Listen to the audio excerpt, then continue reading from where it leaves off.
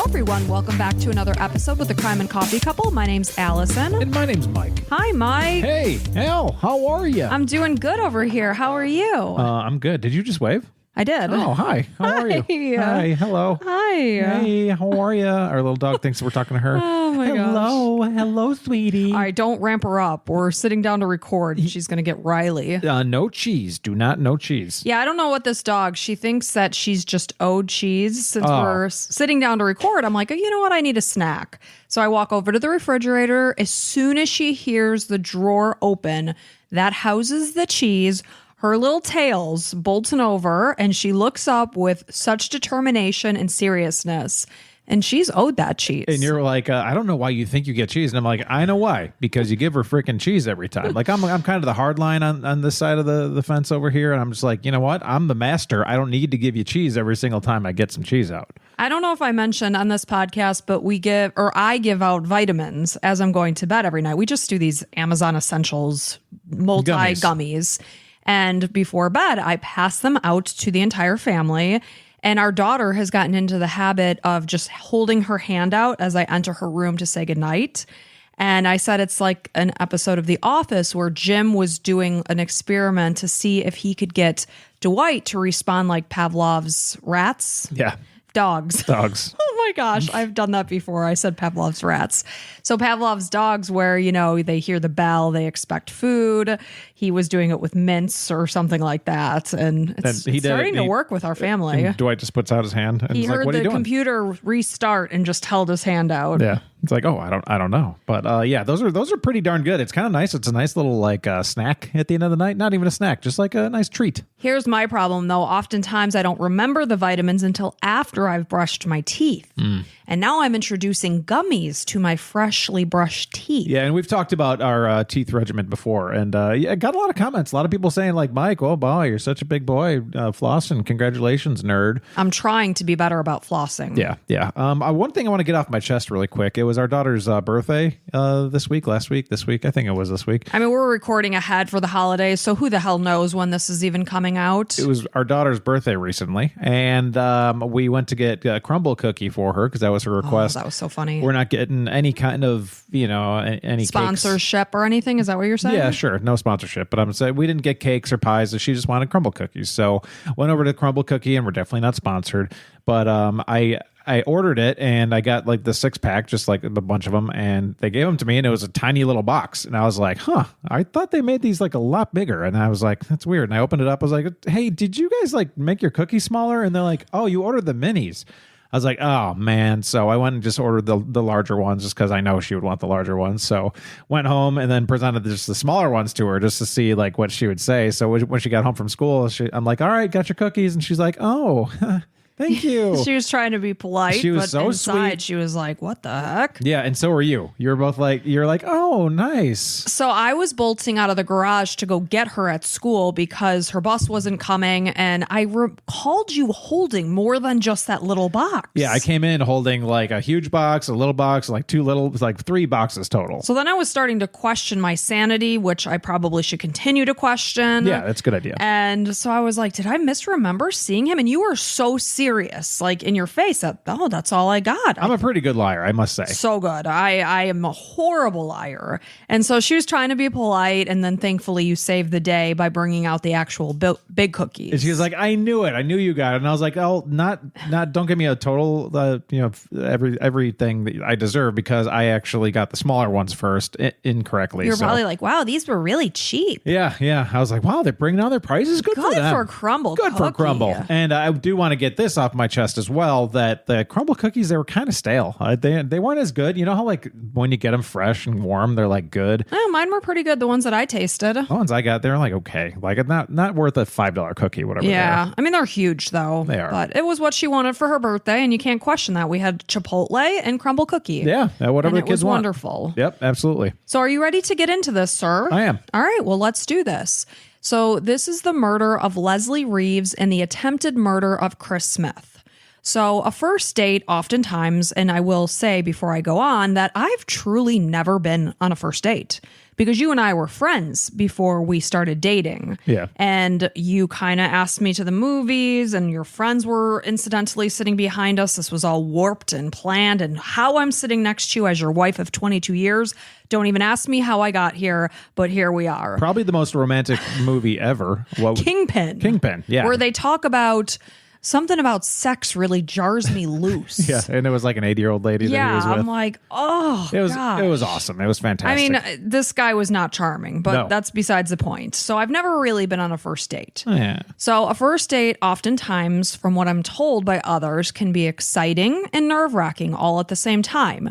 You're interacting with a new person, unsure of whether or not you're going to have a connection, whether or not you're going to have another date. Who knows? We'll see. And if you're not going to like run out of things to talk about, and like, you know, it's just like everything's up in the air. Literally everything is to chance. Right. And I oftentimes think the idea of speed dating probably isn't a bad idea, because I would think you would know whether or not you have a connection or a spark within maybe the first 15 minutes of talking. You got to like just sniff each other, see if the pheromones like set each other off. Yeah, see, it's not like that for me. For me, it's like, do we have good conversation? Do I like your values? Like, I was watching a Hallmark movie and the guy was like, she's like, so where would you want to travel to if you could? And he's like, oh, I'm not into traveling. I'm perfectly happy here. And I'd be like, peace out. I'm out of here. Yeah. Like that one statement, I'd be gone. So I might probably be a very picky person at this point. Yeah. So, and that's why I've got this gem next to me to the left. True. So this particular first date. So most dates end with, I wonder if we have a connection. Wonder if I should ask them out on another date. This date ended in absolute tragedy, and only one of the two survived. So it was the night before Thanksgiving in 2021. It was Wednesday, November 24th, when Leslie Reeves and Chris Smith met up for their first date. So they had met and started talking from an online meeting. So Chris was a 48-year-old. He was a divorced father. He worked for a pool contracting company. He was known around town as just a generally very nice guy. He often gave back to his community.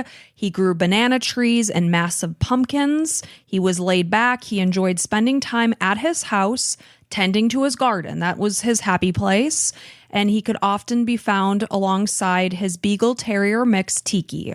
Meanwhile, Leslie was a 45-year-old divorced mom of two. She lived an hour south of Farmersville. So this story takes place in Farmersville, Illinois. She was living in Troy, and she had a master's degree in engineering and a passion for teaching Pilates as well as self-defense classes, specifically geared towards women. So according to a video that she posted on YouTube, she said it was her mission for women to empower themselves against aggression and assault as we teach you to learn self-defense techniques. And she ended the video by saying, power up. So despite her engineering degree, she decided to pursue her passion and open the All You Studio and Party Place in Troy. And here she advocated against domestic violence. She was very heavily involved in her local community. She oftentimes held classes and things like that. So despite, the fact this is all ironic that she has such a passion for protecting herself, and then she dies in this violent way. So despite her engineering degree, or I already said that, excuse me. So on Thanksgiving, this is the following day after they had their date. So her best friend, this is Nanette Stuber, she started to worry because, of course, after your friend is going on a date, you want to check in, get the details, how it went. And Nanette did exactly that, but she was unable to get a hold of Leslie. So she started to worry. She knew that Leslie had been very excited about meeting Chris. She hoped that they, would have had a connection, knowing that her friend had gone to Chris's home in the tiny village of Farmersville, Illinois. This is about 23 miles south of the capital of Illinois, which is Springfield. So Nanette decided to call 911 because she just could not get a hold of her friend. Well, and also it's the first date, and you're like, oh my gosh, who's this guy? Did the guy do something? Of course. So she called 911, she explained the situation, and she asked if they could go to Chris's house to do a welfare check. And then she decided to head over to his house herself. As she arrived, how'd you know where he lived? Maybe Leslie told her for safekeepings. Yeah. Oftentimes we do share information. Hey, just so you know, I'm going out with this guy. This is where we're going, etc. Yeah. So Nanette did. She went there, and as she arrived, she's watching Montgomery County Sheriff deputies as well as EMTs running into Chris's house.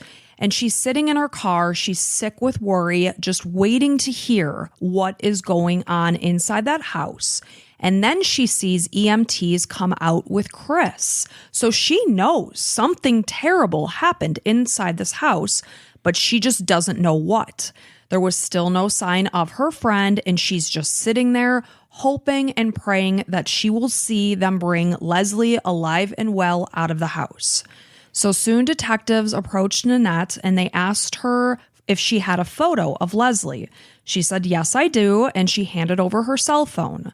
And then this was the moment they gave her the devastating news and told her, "I'm sorry to have to tell you this.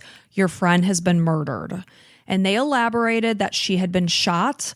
Nanette was probably hysterical at this point, and they tried to comfort her by giving her just a sense of comfort by saying that she would have died very quickly. That sucks. So when EMTs came into the house, they found Chris inside the kitchen. He was barely conscious. He was unable to speak. He was rushed to the hospital, and deputies stayed at the scene searching the house. They found that the glass on the side door to the house had been broken out. The refrigerator had been pulled away from the wall. There was a pizza charred inside the oven. The kitchen table was shifted. Chairs were knocked over. It was very clear that a chaotic thing had happened in addition to this horrible sight of two people, one's critically injured, one is deceased. So obviously, based on the evidence, there's no gun found at the scene. Police now know that there was a third person involved. It wasn't, like Chris went crazy and shot Leslie and then shot himself. That wasn't the case. There was no gun at the scene. Oh, yeah, it would still be there. Yes. So the picture told the story that Leslie and Chris had been cooking a pizza when their assailant approached the side door. It was obvious that they had both tried to fend off the attacker when shots were fired at Chris. Leslie then ran to the living room and attempted to hide from this person who sadly got inside the house and shot her, killing her from a single gunshot wound to the head. Bullet casings from a 9mm gun were found in the kitchen and another in the living room after Leslie's body was found. And again, there's no sign of a murder weapon at this house. So Josh Easton of the Illinois State Police indicated that of the nearly 2,000 cases he'd covered to that point, this was by far the worst crime scene he had ever seen. Mm-hmm. He said there was wall-to-wall blood in the kitchen covering the cabinets, the refrigerator, and the countertops. Chris's family believed that his dog Tiki likely helped him get through the night by cuddling near his side. I assume Tiki was probably found with blood on, his coat. Sweet puppy. So the little pup probably sat by his owner's side because dogs are very smart. They sense when there's trouble and when something's amiss. Yeah. And just, huddled near Chris's body as he lay through the night bleeding. And no one in Chris's family could wrap their heads around who would have gone to his house and done such a horrific thing. An investigation obviously immediately began, and, obviously people are talking to those close to Leslie. They indicated that she was a super magnetic person. She had the ability of making you feel like you were truly the only person who existed in the world when she was having a conversation with you. And I find that is very rare.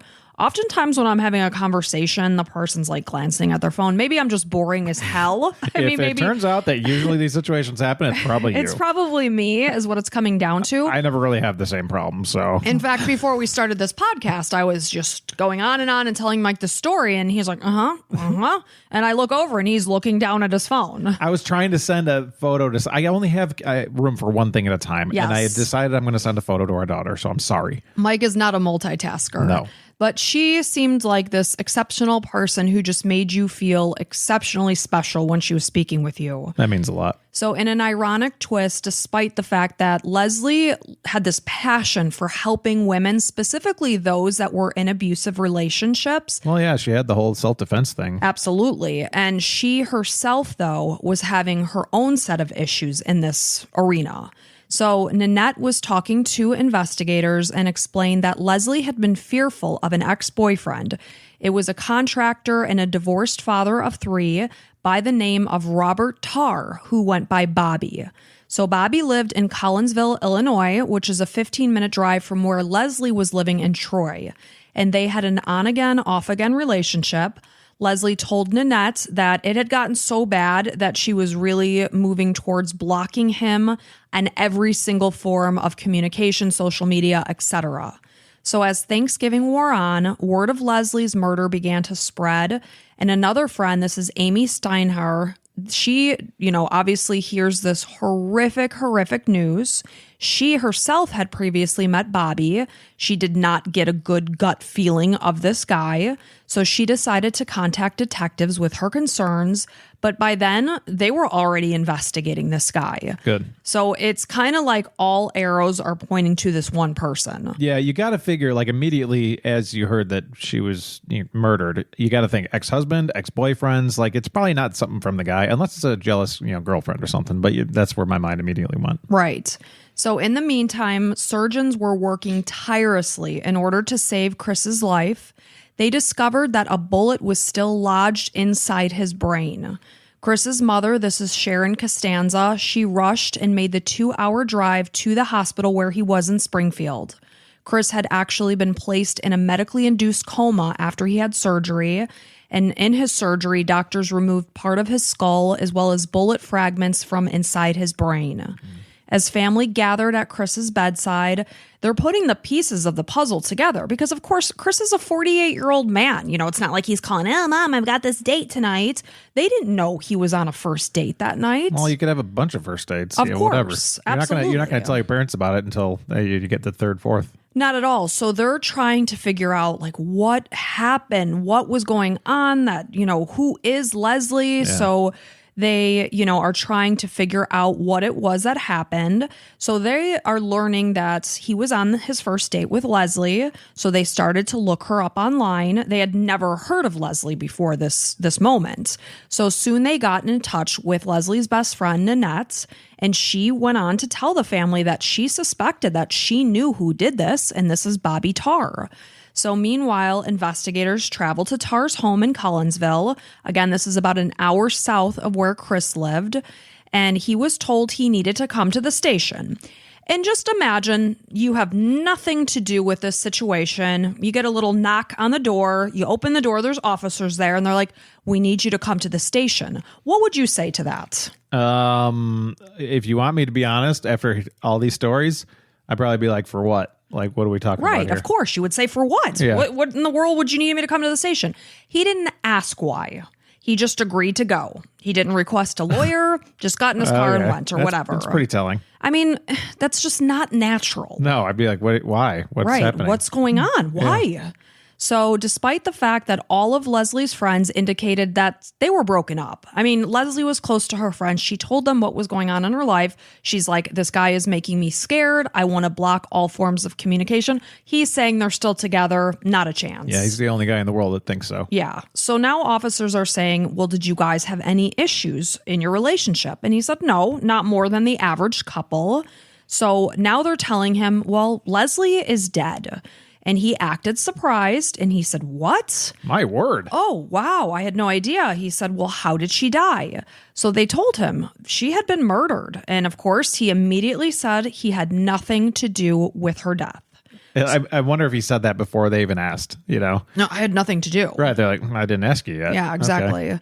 So when he was asked if he knew where Farmersville was, he said not only had he never been there, he'd never even heard of this town. Okay. So he told detectives that on the night in question, he had gone to a friend's house. It was near his own. He had to go there to pick up some money. He said he was home by 6:30 that evening, and he stayed in for the rest of the night, never leaving again. Okay. And he told officers, "And you know what? I was home with my 17-year-old daughter, Shelby. She will back up my alibi." Ooh. So, of course, investigators are going to eventually call Shelby in.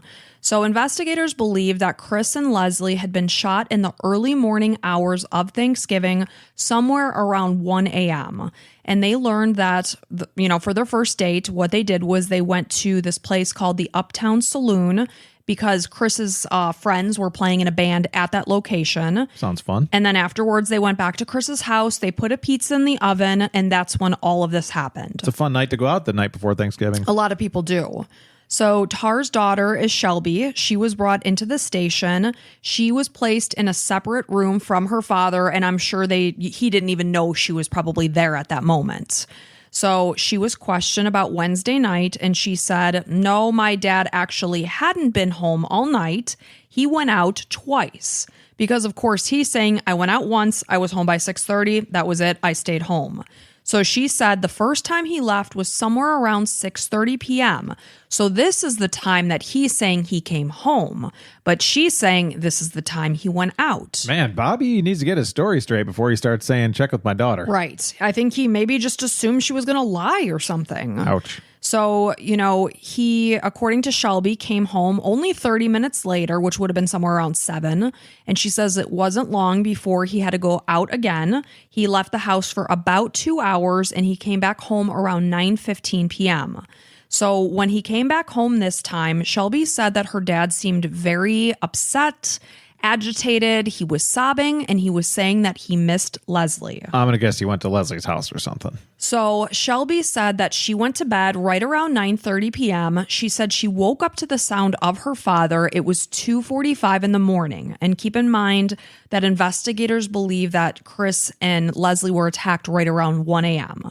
And he told her, because she got up when she heard him, he told her that he wasn't able to sleep. She saw he, again, seemed agitated. He was pacing around, and he was starting a load of laundry. I mean, who does laundry at 2:45 in the morning? I could see you, but maybe that's about it. So with this information, detectives went back to speak with Tar about the fact that his story was not matching that of his daughters. And I'm sure he was like, oh, crap. At that point in time. So, I'm sure he's panicking. And suddenly, he changes his story. And he told investigators that he'd actually gone to his friend's house twice that night. But instead, he said he was back home by 8 and he did not leave again.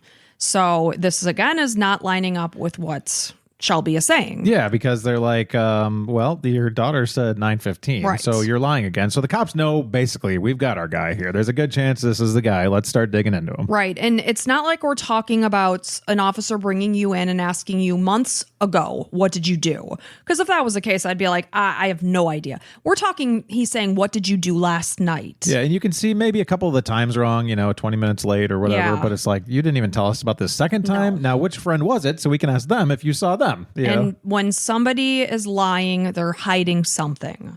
So as officers were speaking to Tar at the station, his home was being searched. They located his phone as well as a Glock pistol. Now, Shelby indicated that her father owned a different gun, one that investigators had not been able to locate. She explained it was big, it was army green in color. She said she had seen it on the Wednesday before Thanksgiving. She went to grab a pair of socks and noticed it. Good for her. So that gun was at the house, and now it's suddenly gone. Thank you, Shelby, for all this good information. And being honest. Absolutely. As authorities continued to investigate, Tar remained at the station overnight as evidence just continued to stack up against him. Hey guys, we'll be right back after this ad break. Temperatures are dropping. Your neighbors have put up their holiday decorations. How are you going to keep organized this holiday season? I'll tell you. There's a product called Smart Labels that your future self is going to love you for getting. Here's how it works. You buy your Smart Labels QR code labels on Amazon and stick them on your storage bins. Download the Smart Labels app, scan the QR code, and catalog all the stuff going into the bin with a name, description, and picture. Then next year, you'll know exactly where you put those crazy turkey placemats or the matching holiday pajamas. You can just search in the app and it will tell you where you put it. Seriously, people are calling it organizing magic. So if you're worried about finding all your decorations next year or just wanting to get organized, you need to check out Smart Labels.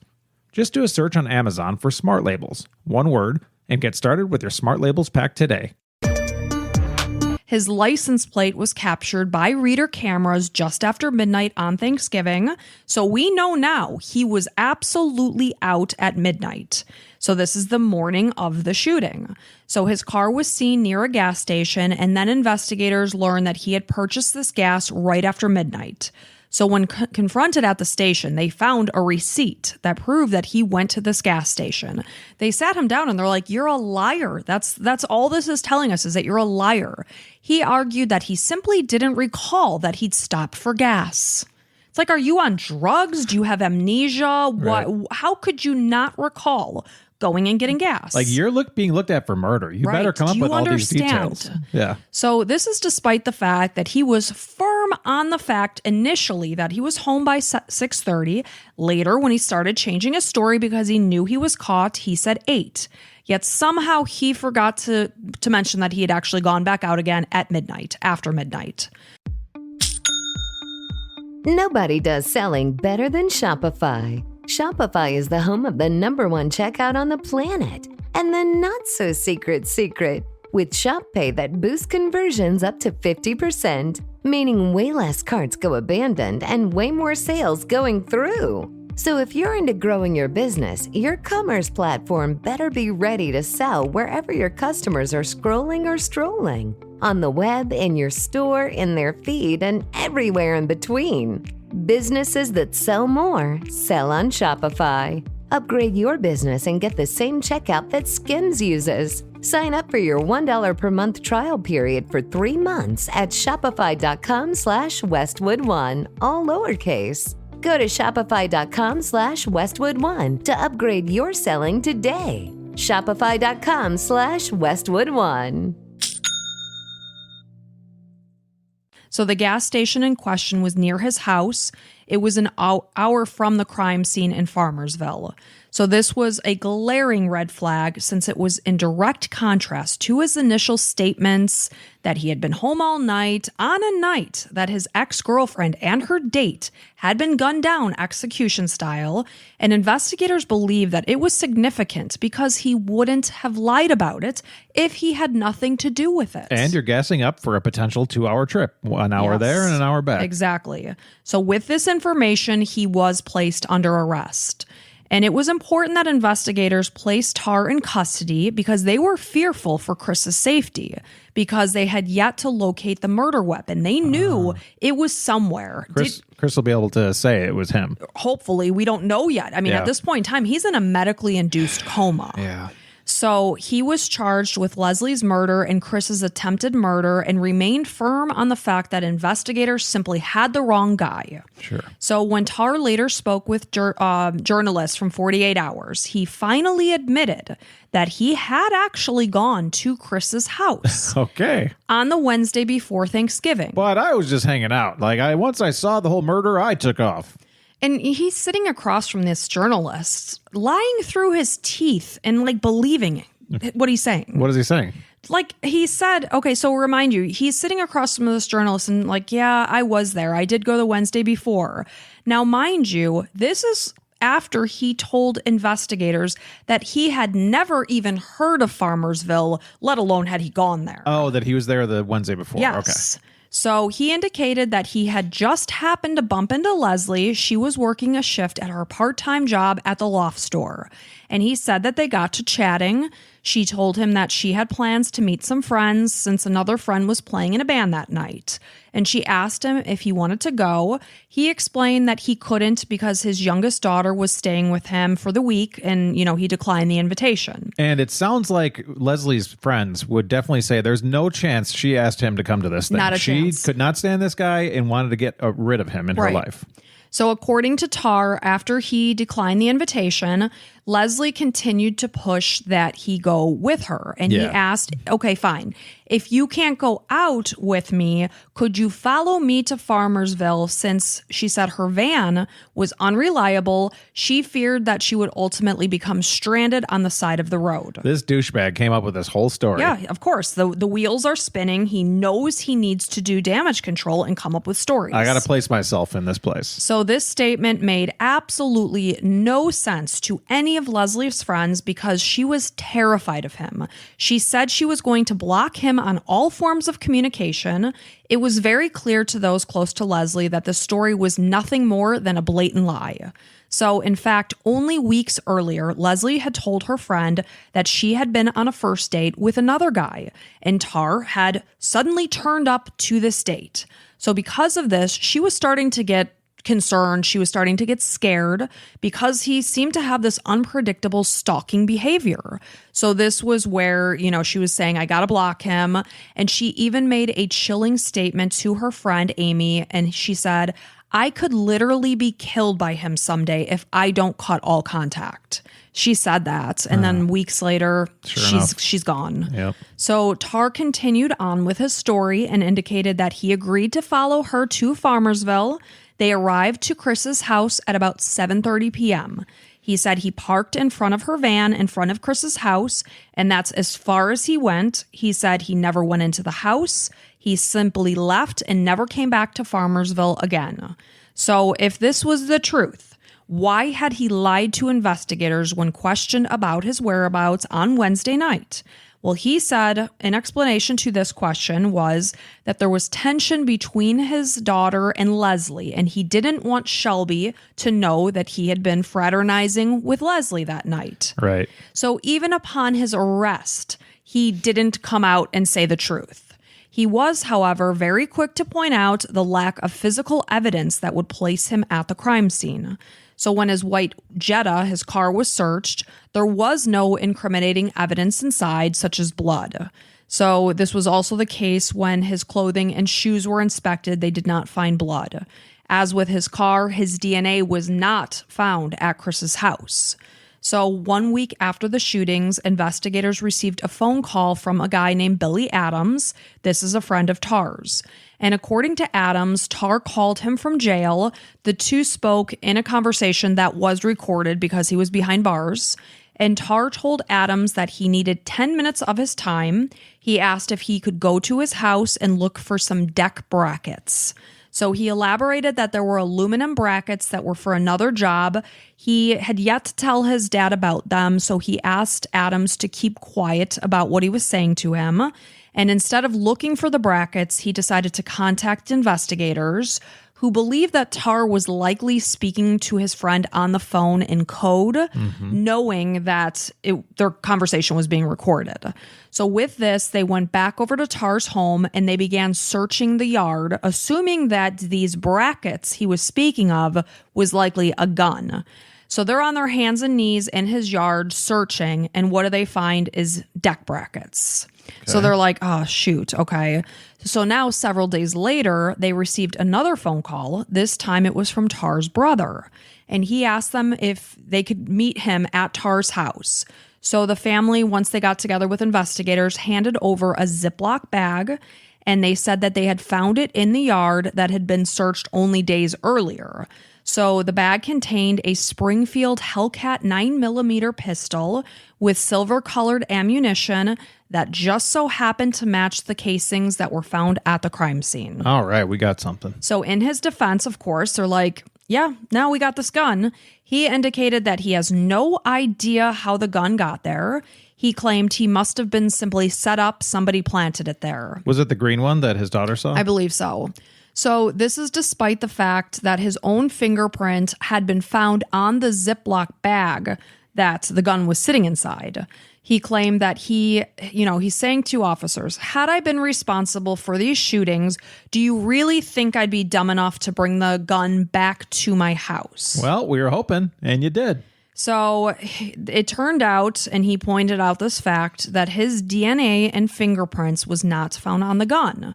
And the lack of evidence that was on the gun at all told investigators that the weapon had just been cleaned. Because obviously a gun is going to contain fingerprints. People are holding it. They're handling it. Well, you can also talk to him, be like, have you ever handled this gun in your whole life? There's nothing on here. Because it's his gun. It's probably registered to him. Your daughter says this is your gun. She saw it in a certain spot. So did your daughter pick it up or did somebody else pick it up? And there's no fingerprints on it. Right. So, however, there was one spot of DNA found on the weapon, and this DNA belonged to Leslie, and it was located on the guide rod of the gun. The evidence made it obvious that after Tar utilized this gun, he clearly cleaned it, but he missed a spot. And he was firm on the fact, okay, now he's doing damage control. Why is Leslie's DNA on the gun? He said, yes, the gun belongs to me, but she purchased it from him. So now it's Leslie's gun. So investigators turned to a close friend of Leslie's. This is Howard Bolton. He was a firearm instructor. He was very, very well aware of what type of guns Leslie owned. He indicated that Leslie often met him at a shooting range. She was actually becoming a very good shot. She even arranged a class that was called Girls with Guns not long before she was murdered. She had started to put this class together to teach women how to handle guns so that they could protect themselves. And Bolton indicated that never once had he seen her talk about this gun or utilize this gun. So this told detectives that Leslie's DNA would have gotten on the guide rod of the gun had it been fired at her at close range. So that's how her DNA got onto the gun. So Tarr was indicted by a grand jury on 2 counts of solicitation of murder based on allegations by an inmate who came forward and spoke to investigators. And Tarr apparently offered this man $10,000 to shoot and kill not only Chris, but also the lead detective on this case. Awesome. Because at this point in time, Chris is still in a medically induced coma. And obviously, Tarr is probably spiraling, wondering if, God willing, this guy pulls through and survives. What is he going to tell investigators? Yeah. So that makes sense that he wants to get rid of Chris. And that's why investigators wanted to keep him behind bars, because they were fearful he would go and finish off the job he started. Sure enough. So Tarr claims that this is just a lie from this other inmate and that the $10,000 in question was just a loan that he had given his cellmate on his bond. So he did give him 10 grand. Apparently so, yes. Okay. Of course, they're going to go and look at his financials. So Chris, meanwhile, did not regain consciousness, for another 2 months. So not until January of 2022. So when he woke, everyone is just anticipating what is he going to remember from that horrible night. Hoping that he remembers something, because he's got a bullet lodged in his brain, by the way. He knows nothing. Dang. Not only does he not remember a moment from that night, he has no idea who Leslie Reeves even is, despite the fact that the two had been texting and talking on the phone for 2 weeks so sad. Before. Isn't that so sad? Yeah. It's sad all around. Obviously, investigators are thrilled that this man pulled through, but it's like, oh man, that could have been like the nail in the coffin on this guy. Yeah. So it is what it is. He suffered horrible, horrible brain injury.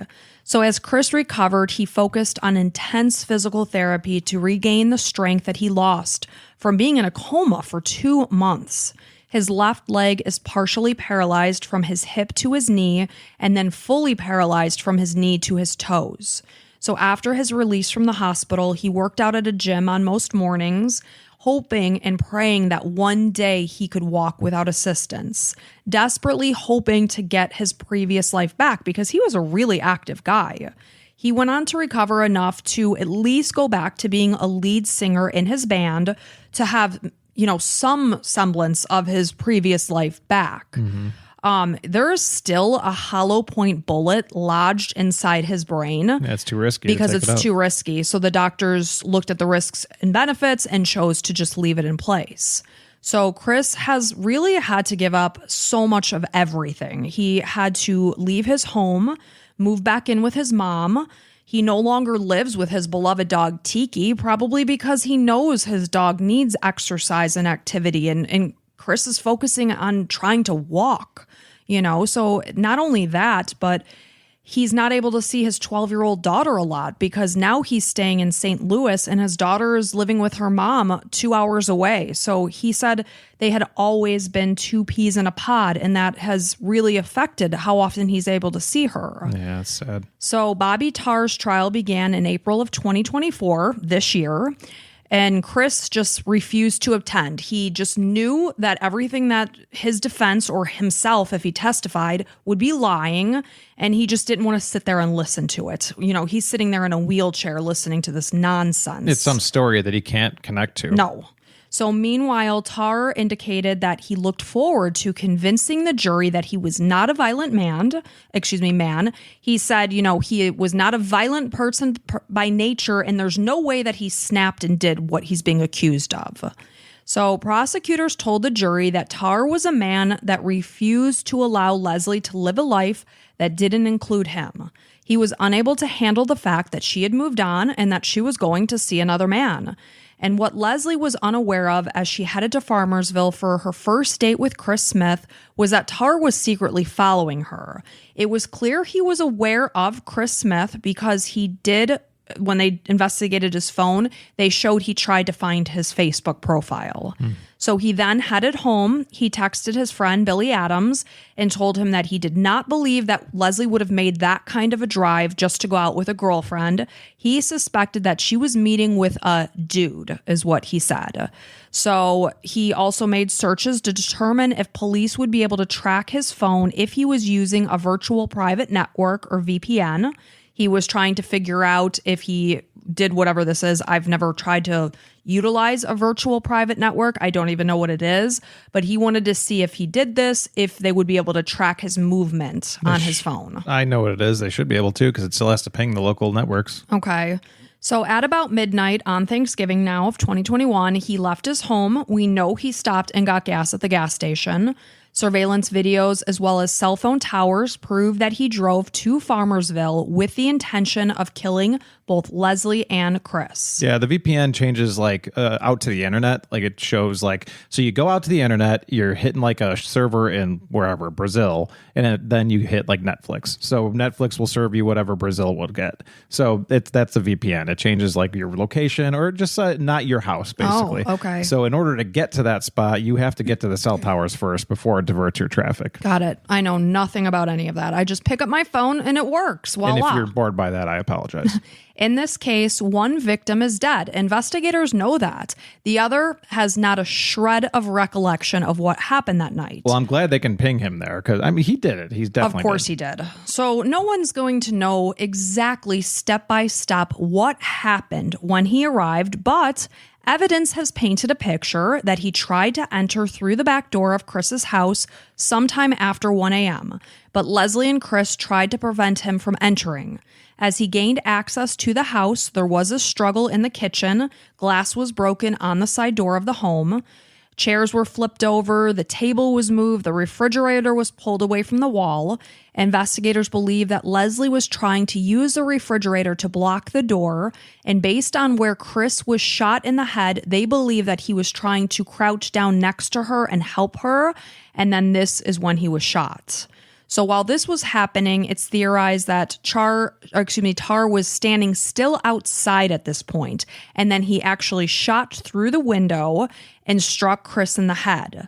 And obviously, Leslie was probably shocked and terrified as she watches this moment happen, so she ran to the living room to hide. Sadly, Tar managed to enter the home. He found her. He shot her once in the head, execution style. Jeez. Defense attorney Dan Foles argues that there is no evidence to support this theory. He points out that there is no blood or fingerprints from Leslie on the refrigerator to back up this story. He believes that based on the significant amount of blood that was found inside the kitchen, Chris likely struggled with his assailant in the kitchen. Foles indicates that this person was clearly not Tar because had Tar struggled with Chris, he himself would have been covered with blood. It would have then transferred to his Jetta, and they said they found no blood evidence inside the car. You can clean it, obviously. So prosecutors argue, though, by saying that the house was not bloody at the time that he left.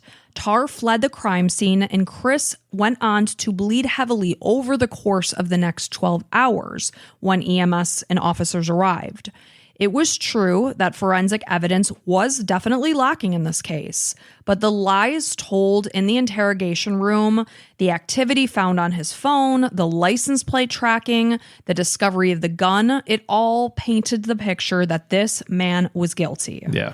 As the evidence came together, it painted the picture of really exactly what happened that night. All along, Tar continued to maintain his innocence. He always said he wanted to tell his story to the jury. When it came down to it, he chose not to testify. He said his attorney felt that it could open the door to a slew of damning evidence during his cross-examination. Yeah, because it's all going to be a lie. So the defense didn't call any witnesses. Instead, they only hoped that the jury would find reasonable doubt in this case. So after 3 hours of deliberation, the jury came back with a verdict. And what do you think the verdict was? Guilty. Guilty. Thank goodness. Bobby Tarr was found guilty of first-degree murder and attempted murder and what was incidentally during the time of this verdict being read, it was his 51st birthday. So happy birthday, you piece of garbage. Happy birthday, you POS rotten hell. Yeah, loser. So 2 months later, it was now time for his sentencing. This time, Chris Smith was in attendance because now he knows that this rat, this monster, is going to rot. So Chris spoke on that day, and he spoke about how his life has been affected since that horrible, horrible night that he has no recollection of. He describes that he basically lost his life that night without being killed.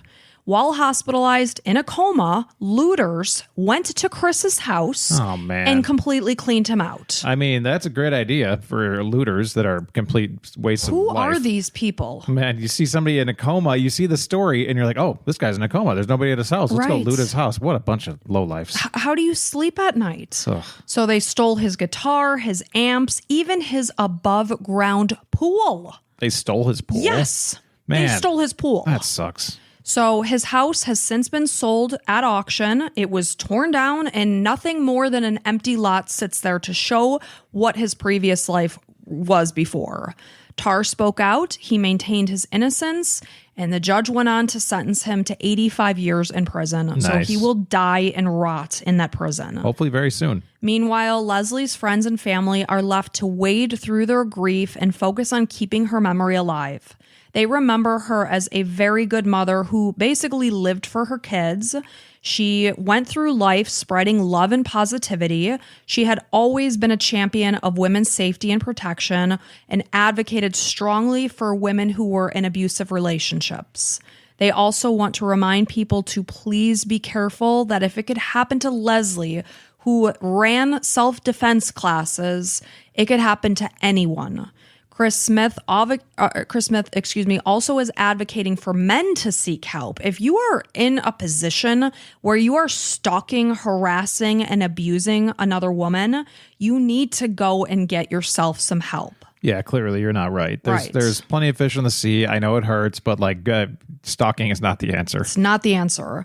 So he mourns the life he used to have. He is currently writing a book about, his experience and what his life has looked like through a recovery. During a moment on stage, he had a happy, happy occasion. He proposed to his new love. This is Michelle Albrecht. She accepted his proposal, and he says that she has stayed by his side. She accepts him, for exactly who he is. And he really just wants to speak out and advocate and remind people to never give up on themselves, and that when bad things can happen in life, just keep going. And he hopes that one day he could become a motivational speaker. He's an example of that. I mean, like you said, he lost his life entirely, and somebody else could kill themselves and be like, my life is gone. Right. I'm losing my daughter. I can't, use the left side of my legs and whatever. And you can just say, cut it, I'm done. But he's carrying on. He's carrying on, and I will give you some good news.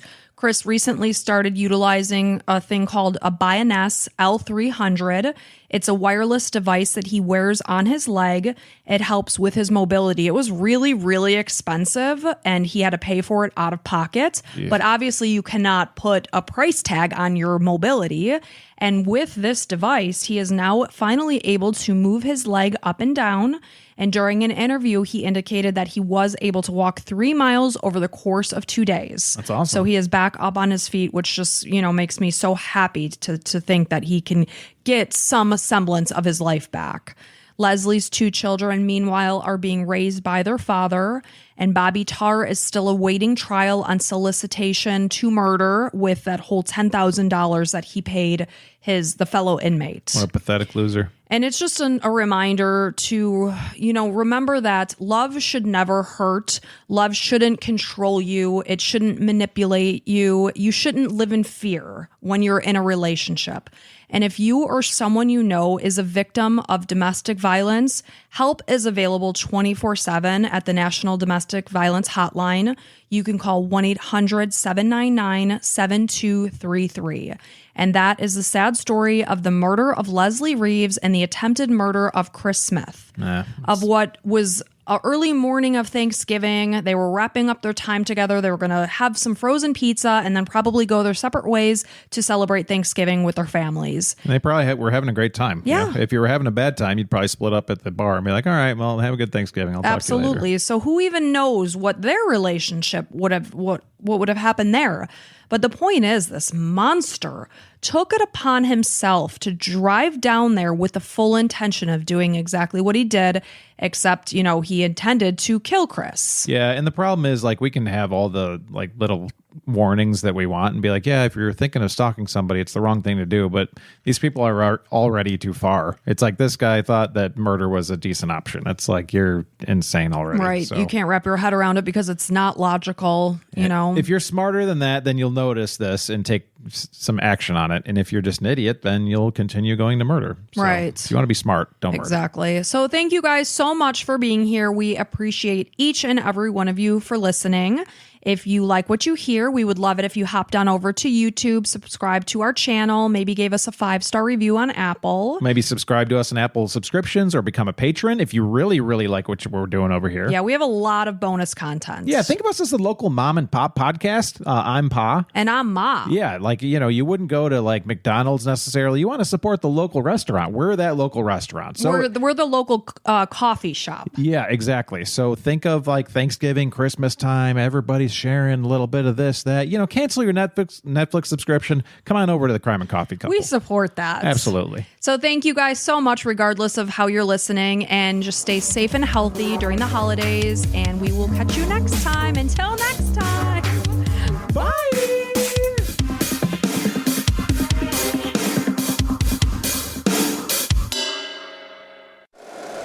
If you like the show, please take a moment to rate, review, and subscribe. It really does help the show to grow.